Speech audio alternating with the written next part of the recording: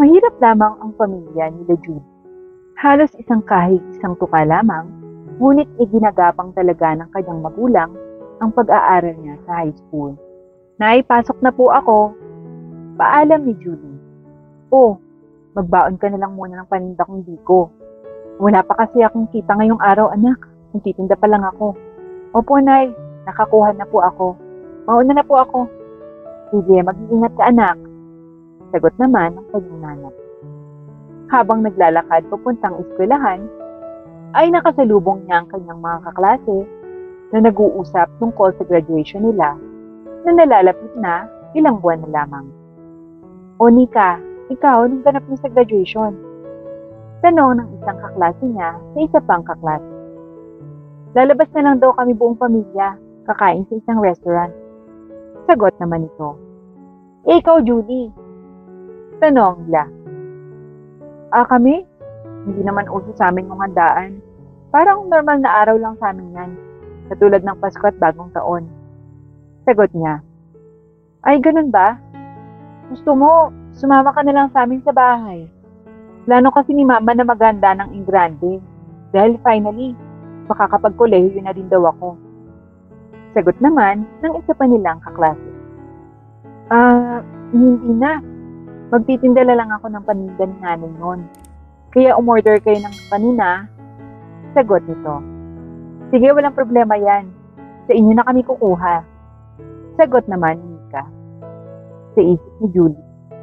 Mabuti pa sila, nagagawa nilang mag-celebrate ng mga ganitong okasyon. Sa araw mismo nun. Maya-maya pa, ay nagsimula na rin ang kanilang klase. Good morning, class. I will have a meeting today, and I would like you to work on a seat work. This is a report that we are going to do with the partner to be presented by tomorrow. Feel free to choose your partner and work on this session. See you tomorrow and be ready with your presentation. Saad ng guro. Bye, ma'am. Paalam naman ng mga estudyante. Namili na nga sila ng kanya-kanyang kapareho at si Julie ay may kapareho na rin.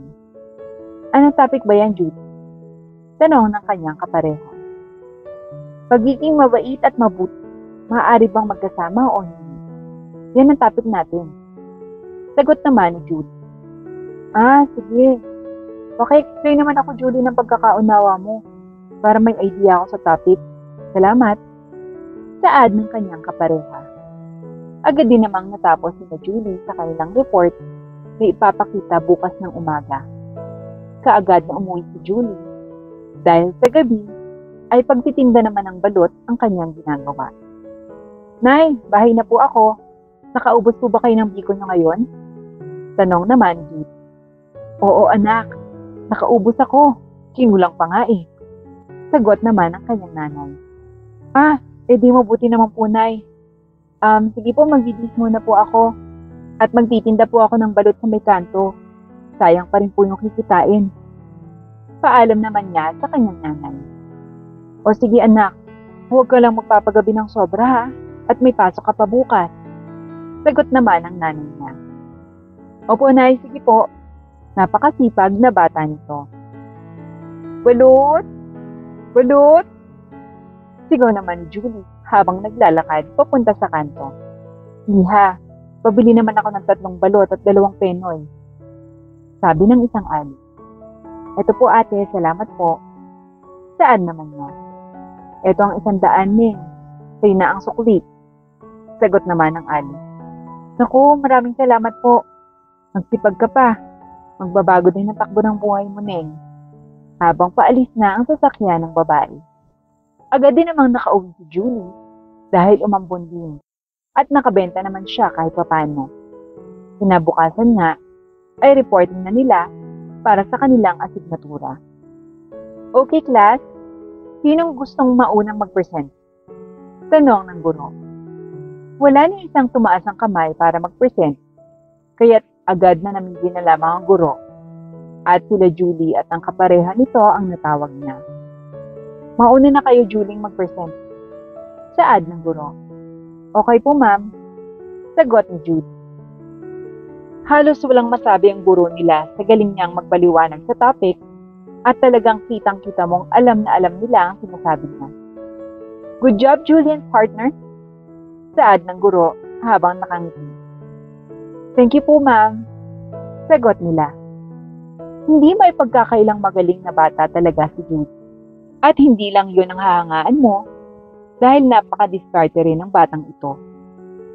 Lumipas pa ang mga araw at dumating na nga ang araw ng kanilang pagtatapos sa high school. Nay, tara na po. Baka mahuli pa tayo sa graduation ko. Masayang yaya ni Julie sa kanyang ina. Hay nako anak, tapos ka na ngayong araw sa high school. Pero pasensya ka na kung hindi kita makakapagkolehiyo ha. Saad ng nanay niya. Ano ka ba, Nay? Okay lang po. Halika na po. Baka magkaiyakan pa tayo eh. Masira pa yung ayos ko. Pabiro namang sagot sa kanyang ina. Pagdating sa paaralan, andoon na ang lahat. Kaya't pumila na rin sila upang makapag-marcha na papunta sa stage ng kanilang paaralan. Uy, Julie! Congrats ha! Pati ng isa niyang kaibigan. Congrats din, be! Sagot naman ni Julie. Marami sa kanyang mga kaklase ang magkokolehiyo pa, maliban sa kanya. Kaya medyo nakakalungkot talaga. Simula noon, nagkahiwa-hiwalay na rin silang magkakaklase. Naku, Julie, talagang mahirap lang ang buhay niyo. Hanggang dyan na lang kayo ng nanay mo. Sambit naman ng isang kamag-anak nila na puro mata pobre. Balang araw, kakainin niyo rin lahat ng paratang niyo sa amin ni nanay. Ani Julie. Halos lahat sa kamag-anak nila ay hindi sila itinuturing na pamilya. Tanging ang magulang lamang ni Mika na pinsan at kaklase niya ang may pagmamalasakit sa kanila. Walang sinayang na oras si Julie. Talagang sinipagan niya para kumita ng maayos at ng maganda. Gustong-gusto niya kasing makapagpatayo ng bahay sa lalong madaling panahon. Nag-apply siya bilang assistant ng isang matanda na hindi niya alam ay isa palang CEO sa isang malaking kumpanya. Ma'am, magandang araw po. Mag-a-apply po ako bilang assistant. Fast learner po ako. Kahit high school graduate lang po. Saad agad ni Julie. May I see your resume and family background? Sabay kuha ng iniaabot ni Julie. 4 kayong magkakapatid at ikaw ang panganay. At ang nanay mo naman ay pagtitinda ang hanap buhay. Saad ng matanda. Opo, ma'am. Pero kahit ganun, masipag po ang pamilya namin. Sagot pa niya. Okay, you may start today. Sagot naman agad ng matanda dahil kitang-kita niyang determinado ang batang si Julie. Ilang buwan pa lamang nagtatrabaho si Julie ay malaki na ang naitulong niya sa matanda sa pagpapatakbo ng kumpanya. Julie! Julie! Marinig ka! Well, yung strategy at proposal na ginawa mo para sa client, approve na at nakapirma na rin ang kontrata sila. Masayang balita ng boss niya. Naku, buti naman po at magandang balita. Sagot ni Julie. Oh, eto ang bonus mo. Dahil simula nang maging assistant kita, puro magaganda ang mga nangyayari. Maraming salamat, Julie. Saad ng matanda. Maraming salamat po, ma'am. Pero masyado naman po yatang malaki to. You deserve it, Julie. Nakangiting sagot ng matanda sa kanya. Lubos na ang pagtitiwala sa kanya ng matanda dahil sa sipag niya sa trabaho. Kaya't hindi na rin nagdalawang isip pa ang matanda at ipasok na sa kumpanya ang kanyang assistant na si Julie bilang vice president. Dahil matanda na siya at walang pamilya, magandang matrina niya si Julie bilang hahalili sa kanya pagdating ng panahon. Nay, bahay na po ako at may maganda po akong balita. Saad naman ni Julie pag-uwi sa kanilang bahay. Ano yan, anak? Mukhang masaya ka ngayon ah. Sagot ng nanay niya. Yung proposal po na ginawa ko para sa investor ng amo ko, approve na. Kaya malaki yung bonus ko. At bukod doon, May bagong bahay na rin tayong malilipatan, Nay. Masayang-masayang sabi niya sa kanyang ina. Talaga, anak? Naku, salamat naman po. Diyos ko, Lord, maraming salamat po. At bukas na bukas din po, lilipat na tayo. Nabayaran ko ng kalahati ng bahay. Bale, huhulugan ko naman po yung kalahati. Pero maganda, pwede na siyang lipatan, Nay. Sa isang exclusive na village siya nakakuha ng bahay. Bukod kasi sa bonus na ibinigay ng boss niya, ay malaki-laki na rin talaga ang naipon niya. At lahat ng iyon ay ibinayad niya sa bahay. Anak, salamat ha. Dati, pangarap ko lang to eh. Ngayon, eto na, may maganda na tayong bahay. Saad ng kanyang inay na naluluha din tuwa. Nay, huwag po kayong mag-alala. Gagalingan at sisipagan ko pa para hindi lang bahay ang maibigay ko sa inyo. Huwag kayong mag-alala, Nay. Sagot ni Julie na may determinasyon. Sinipagan pang mabuti ni Julie ang pagtatrabaho at pati nga ang mga board member ng kumpanya ng kanyang boss ay lubos ang paghanga sa kanya. Well, Nora, hindi ka nagkamali ng pag-appoint kay Julie bilang bagong vice-presidente ng kumpanya. Saad ng isang board member. Oo naman, pinag-isipan kong mabuti yan at hindi ako binigo ng batang yan. Patuloy niya akong pinapahanga. Sagot naman niya. Lumipas pa ang 10 taon. Isa ng ganap na president ng kumpanya at CEO si Judy matapos mamaya pa ni Nora na kanyang boss noon. Good morning, Madam Julie. May meeting po kayo ng 10 a.m. and after lunch with Miss and Mr. Salcedo for the product testing. Saad ng kanyang sekretary. Okay, noted. Sagot niya habang nakangiti. Kung dati, bahay na hulugan ang nakuha niya. Ngayon, ay nakapagpundar na rin siya ng mga bahay na kanyang pinapakwahan sa iba't ibang lugar. Pati na rin ng iba pang mga negosyo. Good morning, Miss and Mr. Salcedo. Okay ang mga produkto. Nagustuhan ko siya. So, can you now sign the contract for the partnership? Tanong agad niya nang walang sinasayang na oras. Dahil bago pa man niya makaharap ang mga ito, ay nakapag-background check at na-test niya ang mga produkto nito. Kaya't madali niya sa kanyang pagdedesisyon. Well, certainly, Miss Julie. Saad naman, Sir Salcedo. Pagkatapos naman ng meeting, ay nagmamadaling lumapit ang kanyang sekretarya dahil may gustong kumausap sa kanya sa telepono. Hello? Sino to? Sagot niya agad sa telepono. Julie, si Mika to. Finally, nakausap na kita. Ikaw na lang talaga kasi hindi pa namin nakukontak. Magkakaroon ng family reunion after 1 decade na rin halos. Don't worry, wala ka namang gagastusin. Nakapag-ambag na naman lahat. Kaya goods na lahat, pati food at pen. Makakapunta ba kayo ni Tita? Andun kasi lahat ng mayayaman natin kamag-anak. Saad ni Mika na pinsan niya. Ah, kailan ba yan? Titingnan ko pa kasi schedule ng trabaho ko. Sagot ni Jude.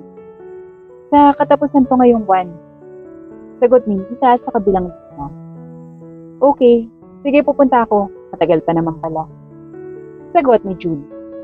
Excited si Julie na makita ang mga kamag-anak niya at halos karamihan sa mga ito ay nakatapos ng kolehiyo ang mga anak. Panigurado, magaganda ang trabaho ng mga ito. Sumapit ang araw ng kanilang family reunion. Hey, kumusta ka na? Saan ka nag-work? Tanong ni Mika sa isa nilang pinsan. Well, I'm a branch manager sa isang bangko din sa Manila. Sagot naman ito. Ay, bongga ka na. Sagot niya. Ikaw, Nika, ng work mo. Pabalik na tanong naman ito sa kanya. Ako, owner ng restaurant dyan sa may Quezon City. Sagot niya. Aba, maganda na rin pala ang buhay mo. Ikaw naman. Luigi, kumusta at anong work mo? Saad sa isa pang kamag-anak. Ako, eto, nagpapatakbo ng negosyo nila daddy. Alam mo naman, nag-iisa lang akong anak, kaya sa akin din talaga lahat ng negosyo. Sagot naman ito. Habang nandun na ang lahat, ay agaw pansin naman ang pagdating ni Julie sa reunion. Dahil late na naman ito katulad ng dati. Hoy Julie! Late ka na naman ngayon. Hanggang sa reunion ba naman? At bakit ganyan ang suot mo? Hindi ka man lang nagsuot ng maayos-ayos. Kantsaw ng isa sa kanyang mga pinsan. Baka nagtitinda pa ulit yan. Sagot pa ng isa. Guard! Huwag niyong papasukin yan. Hanggang ngayon, Julie, nakakahiya ka. Di mo man lang binihisa ng maayos yung sarili ninyo. Nakatingin sa mag-ina. Hoy, tigilan niyo nga yan, pamilya natin yan. Julie, halina kayo, pasok. Gaya ng mga magulang ni Mika sa mag-inang Julie. Galing po kasi ako sa meeting, kaya nilate ako. Sagot niya. Nagulat naman ang mga kamag-anak nila na kasama sa table. Meeting? Bakit? Ano bang trabaho mo? Akala namin sales lady ka. Napabalita lang kasi na may nakakita daw sa'yo sa mall. Oh well, Julie, ano? Di ba hindi ka nakatapos ng college? Kawawa naman kayong mag-ina. Sabat ng isa pang tiyahin nga na matapobre. Hanggang ngayon, puro pang mamaliit pa rin ang ginagawa niyo sa amin ng nanay ha. Ano bang akala niyo? Wala kaming pakiramdam? Para lang po sa kaalaman mo, tita, tito, at sa iba pang naririto na kamag-anak daw namin. Yes, hindi ako nakapag-college, sobrang hirap ng buhay namin. Pero huwag kayo mag-alala, kasi sa ngayon, we're already stable. I am now the CEO of JK Company, one of the top furniture shops dito sa buong Pilipinas. At meron na rin po akong mga naipundar na mga ari-arian. Siguro naman, dapat ng dahilan yan para mabago ang tingin niyo sa amin. At hindi kami nagpunta rito para ipagsiksikan ng sarili namin para lang tanggapin na parte ng pamilya niyo. Nayali ka na. Mali talagang nagpunta tayo dito. Dahil sa una pa lang, alam naman natin na ito ang gusto nila, na mapahiya tayo. Galit na sabi ni Jude. Halos maiyak-iyak ang mga kamag-anak nila sa pagpapaliwanag ni Jude. At hinabol ka agad sila ng mga ito. Patuwarin niyo kami sa inasal namin. Hindi pa ho sa ngayon. Masakit pa masyado. Sagot lang ni Jude. At saka sila sumakay sa mamahaling sasakyan ng kanyang ina.